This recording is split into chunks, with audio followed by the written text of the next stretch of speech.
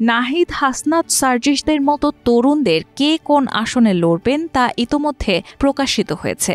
এই তালিকা দেখে বোঝাই যাচ্ছে আসন্ন নির্বাচনে প্রতিদ্বন্দ্বিতা বেশ তীব্র হতে চলেছে, কারণ এসব আসনে তরুণ নেতাদের মোকাবেলা করতে হবে অনেক হেভিওয়েট প্রার্থীদের সাথে, যা নির্বাচনী মাঠকে আরও চ্যালেঞ্জিং ও উত্তেজনাপূর্ণ করে তুলবে।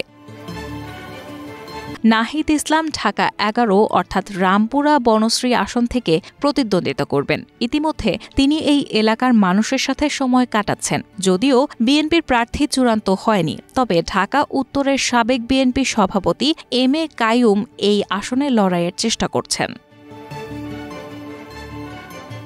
এনসিপির সিনিয়র যুগ্ম মুখ্য সমন্বয়কারী হান্নান মাসুদ নোয়াখালী ৬ আসনের নির্বাচনে প্রস্তুতি নিচ্ছেন। তিনি হাতিয়া দ্বীপে ফেরিঘাট চালু, ভূমিহীনদের জমি প্রদান এবং নদী ভাঙন নিয়ে গ্রামে গ্রামে গণশুনানি কর্মসূচি করছেন।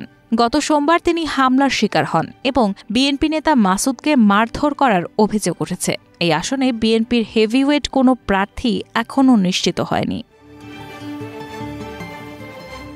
এনসিপির উত্তরাঞ্চলের মুখ্য সংগঠক সার্জিস আলম পঞ্চগড় ১ আসনে প্রার্থী হতে চান। গত সোমবার তিনি গাড়ি বহর নিয়ে এলাকায় শোডাউনও করেন।